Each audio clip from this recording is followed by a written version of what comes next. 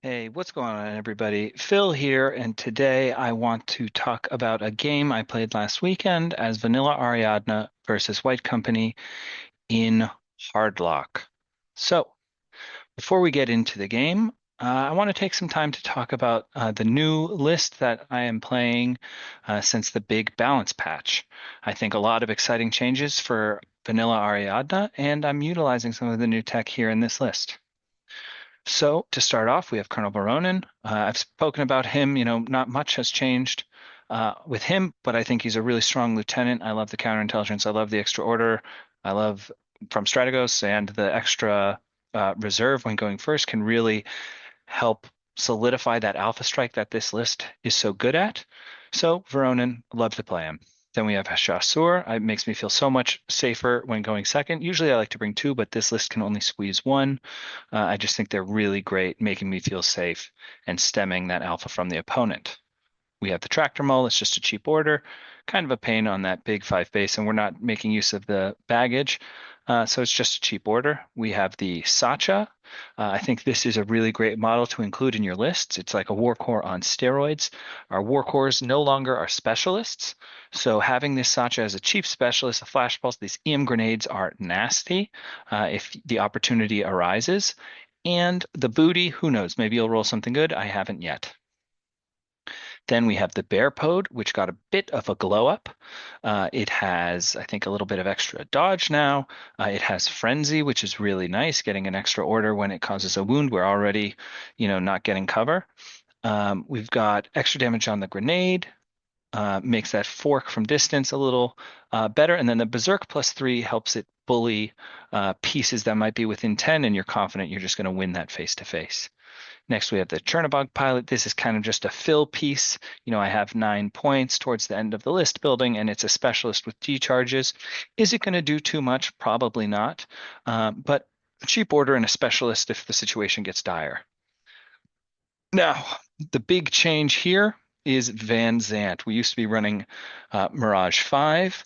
However, I felt having two orders off the board really makes me feel like I have to drop one of my drop troops on turn one, or else I'm kind of just, hamstringing myself by not having those orders on the table. I do not feel that way about Van Zant. With Veronin, we have enough orders, and I feel the list can get plenty done without dropping him on turn one.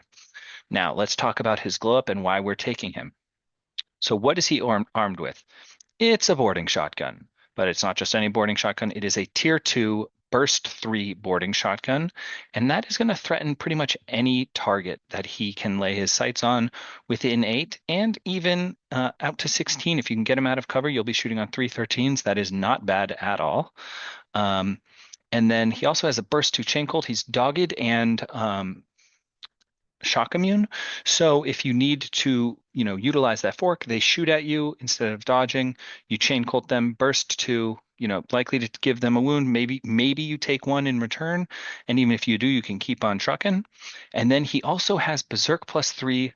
Martial Arts level 3 with an AP T2 CC weapon.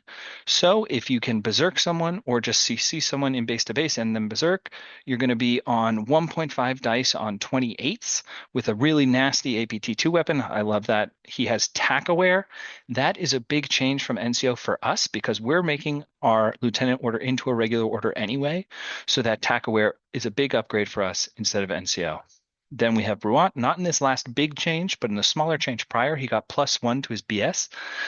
He thinks he's a little expensive for what he is. However, he's a specialist. He's one of our better guns. And being able to place him with his infiltration when we're going first can have him already in that good range band exactly where we need him. I do really like that piece. Something newer that we're playing around with is the Vistral. It's been kind of a magnet for enemy orders in my experience thus far. So I really like this piece when going second. You can pair it with a really cheap Ermendino and electronic. I think the electronic's really important because that Ermendino can run around throwing smoke, pressing buttons, maybe even chain rifling things. So I really do like the electronic with the Vistral, and I've had a good experience with the piece thus far. I am taking the AP Spitfire because I don't want the enemy to be so scared that they won't fight it and will deal with it another way that isn't of risk to them. And also, it's just a lot cheaper. 6 points cheaper. So I have been really enjoying the AP Spitfire or AP Sniper Rifle, excuse me. Then we have the Tank Hunter Cock. He has also had a glow up. He's a mine layer, which was the only change I realized until I started thinking about this video. I didn't realize he also has a Panzerfaust, which means we can use him kind of as a cheeky ARO. So really big glow up. The extra mine is nice, kind of makes up for only having one chasseur. Maybe not completely, but really love the glow up there. And then another unit with a glow up. After the Tank Hunter, we have a Dog Warrior. Uh, I think the biggest change for them was the change to 6'4" movement in human form. I think they also have an extra inch of dodge. So now we can start flying 8'4" right off the bat. We don't need to take a wound first. And we also have -1 PS +1 damage on our grenades, making our fork a little bit more dangerous. I always feel like the only thing I am killing things with is the chain rifle. So any on the other side of the fork, any buff to there is nice. They also gained Berserk. That I think is kind of a take it or leave it change.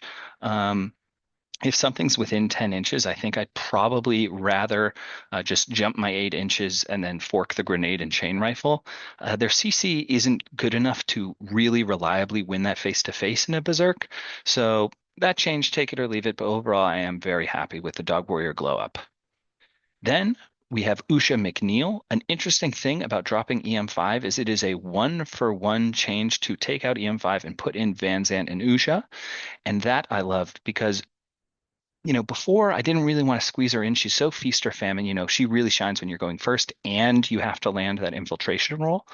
So being able to put her in now more easily, I'm really happy with. If you're going second, she's a specialist. And she also got a little bit of a glow up, not in this last big change, but in the one prior with MSV1 on both profiles. And then the big thing is BS attack +1 burst on both profiles. Because of that change, I prefer the boarding shotgun and boarding pistol over the assault pistol. And the reason for that is if we have a one wound, really scary ARO piece, I'm happy forking the boarding shotgun and boarding pistol. And now that the boarding pistol is going to put out two templates instead of one, you're just that much more likely to put them down if they decide to shoot back at you, as opposed to just hoping that the one template puts them down. So that's a great change. And the burst 3 boarding shotgun, if you're going to face to face with her, is really great. We've already spoken about the Armantino and Electronic, but we have Nauf. Another glow up for him, not in this last big change, but in the smaller one, the surprise attack. And that is fantastic. And the reason I like this surprise attack so much is because he is commonly one of my reserves, and he'll usually, be one order away from when I place him from putting a attack on a aggressively deployed flash pulse or TR bot. And that surprise attack means that you do not have to clench. You're going to -12 them. If they're in their bad range, they're not even going to be able to hit you. And there is no way he goes down. So I love that change. And I think having that, powerful active MSV gun is a real boon to the list. And then just to talk about the whole list, as a unit, in group one, we have the Polaris team and we have Van Zant, and those two kind of might need an opening in order to go on a rampage. Bruant, he can kind of make openings for himself. So if we see an attack angle with him, he doesn't need any help. But these two do need some help. And what do we have in group two to open up angles for them? We have the Dog Warrior, we have Usha, and we have Nauf. So Nauf, like I said, can take those fights against overly aggressive ARO pieces. We have the Dog Warrior who can fly. And, with only having a few orders in group two, that's really important. So he can fly and he can put smoke down. And Usha, similar to Nauf, can take out those pieces that will open up either some part of their DZ that's being watched by only one model, so Van Zant can drop, or she can take out an ARO piece so that our Polaris team can move, get into the enemy's DZ, and then start causing havoc. So I've only played one game with this list. It was the first game, but I'm happy with it, and we'll see if it has some changes moving forward. So that's the list I brought, and let's move on to looking at the white company list we'll be playing against. And you can see my opponent also is taking some of the new spice. Really cool, Hannibal. He has Strategos level 1, so you're getting that extra reserve. He has also going to be making an extra regular order, and he has Tackware. So he's a really cool active lieutenant, and we can see that we have brought Chain of Command so that we can use him. So Hannibal is going to be in a Harris with the Orc and the Blade. The Orc has a Flurback, which is going to make up for the limited range bands of the multi-marksman.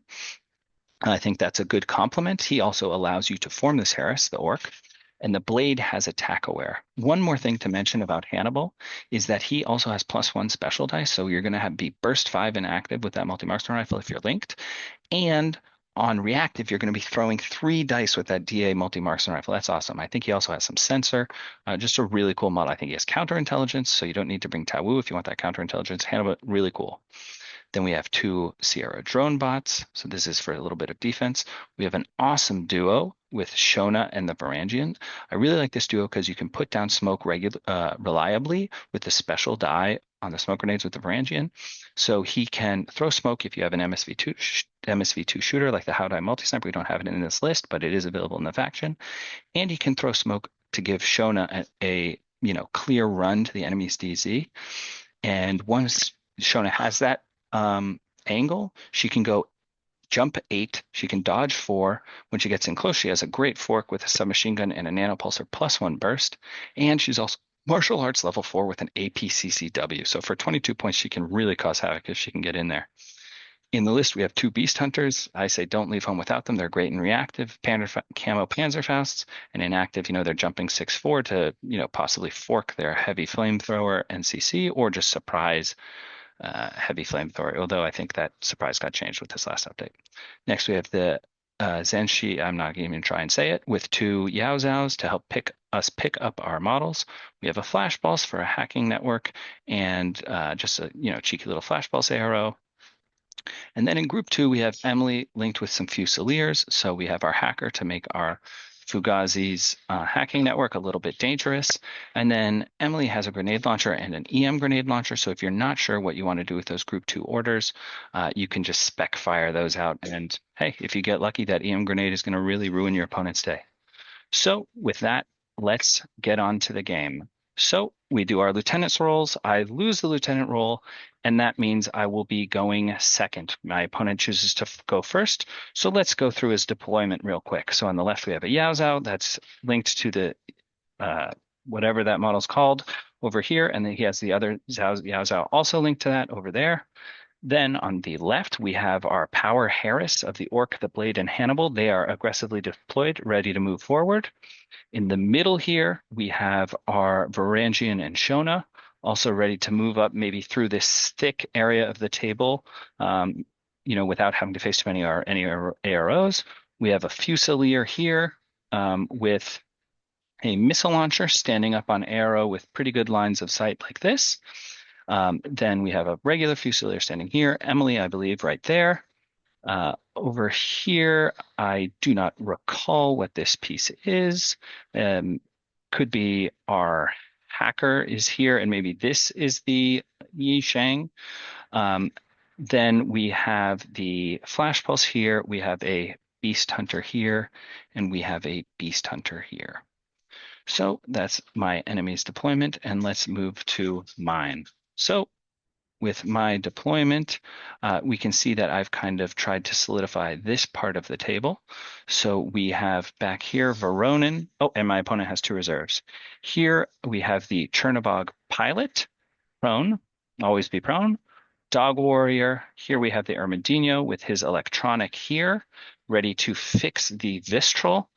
One little thing I will throw out, Vistrals or the electronics are only 4/4 move compared to the helper bots of other factions.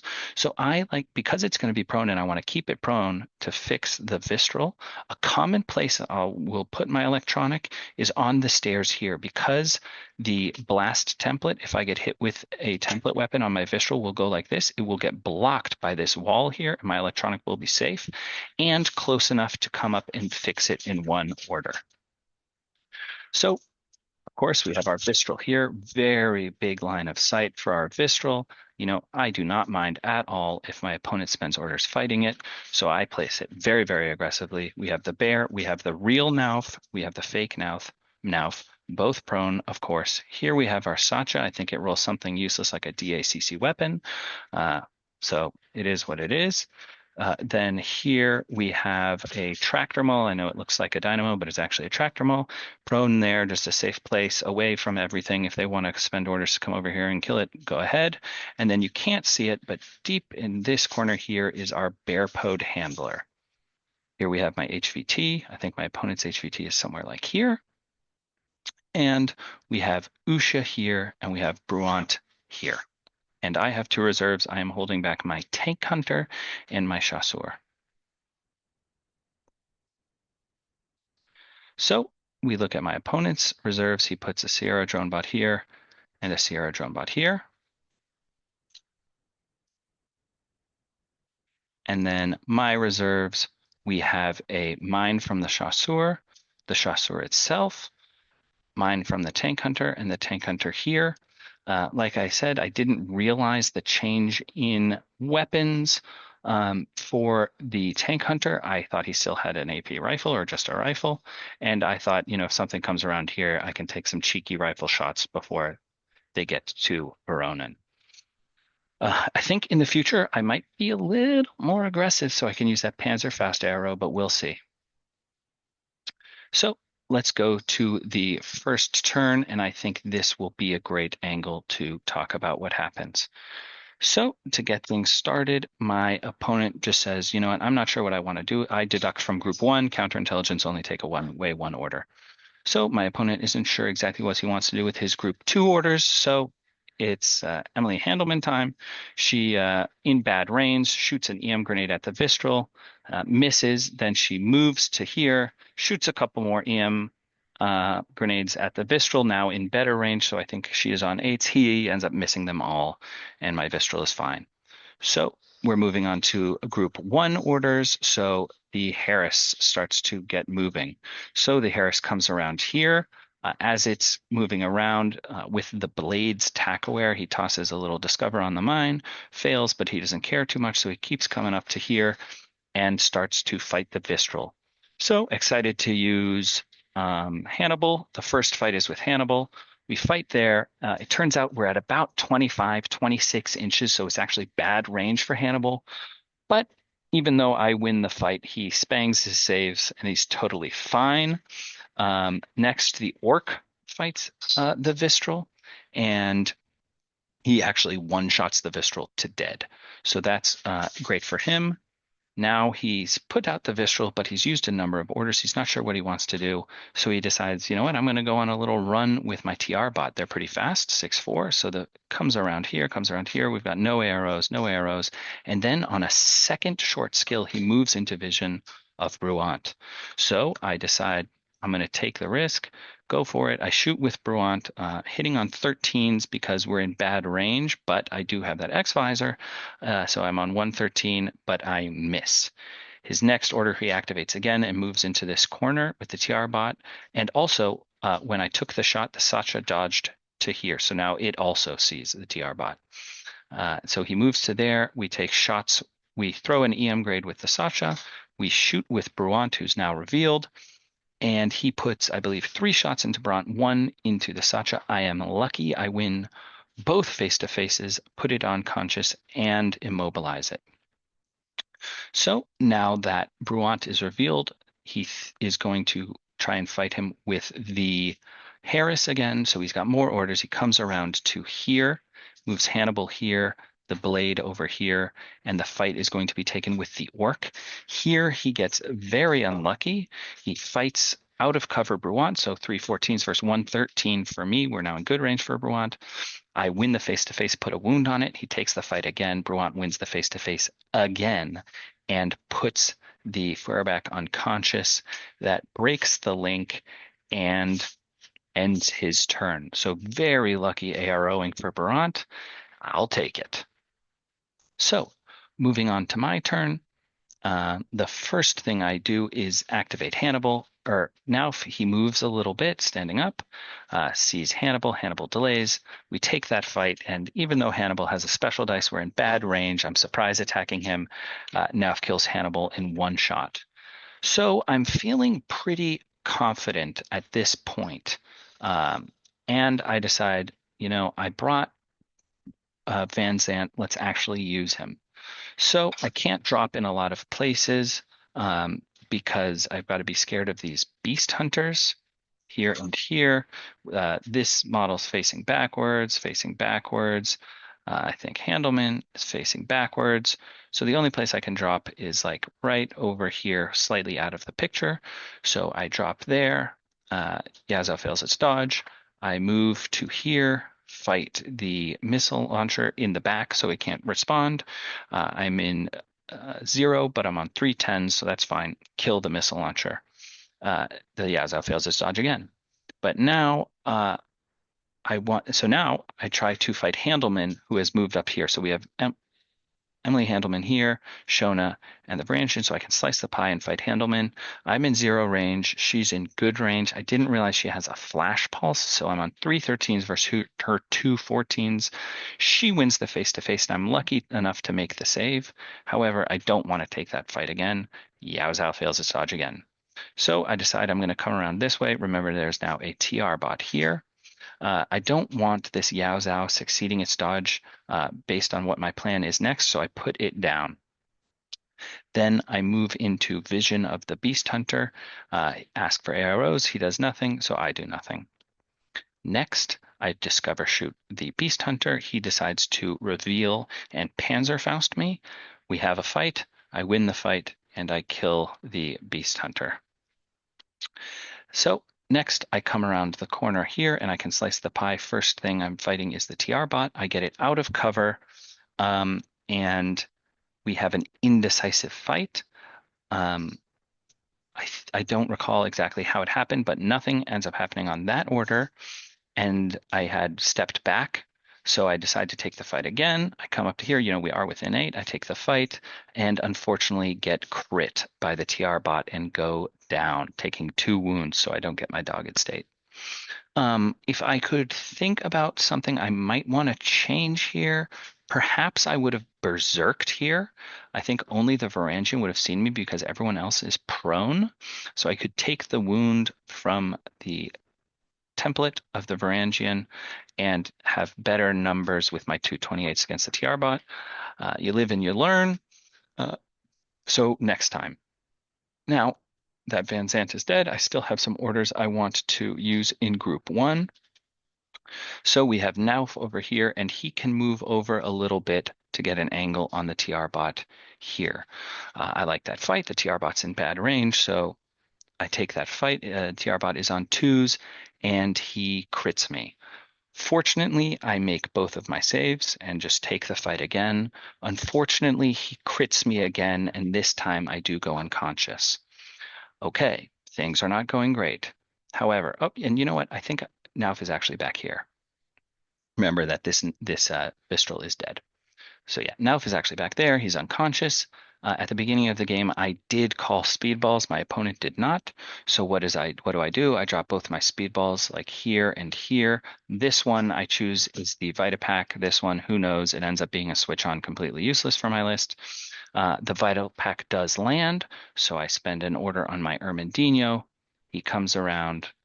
The electronic comes around and brings up Nauf. I pick it up with the, by walking on it at the first short skill, and then heal Nauf with the second. I take the fight again with the TR bot. I put it down, finally, and then I just have a couple of orders left.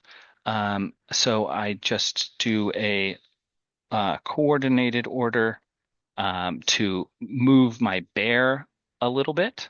Sorry for trying to find the screenshot here. Move the bear up a little bit. The bear ends up chain rifling the unconscious orc because I don't want it coming back up again. With the coordinated order, I moved Bruant over here to get him in a safer spot. Unfortunately, I did Impetuous with the Dog Warrior and leave him in no man's land.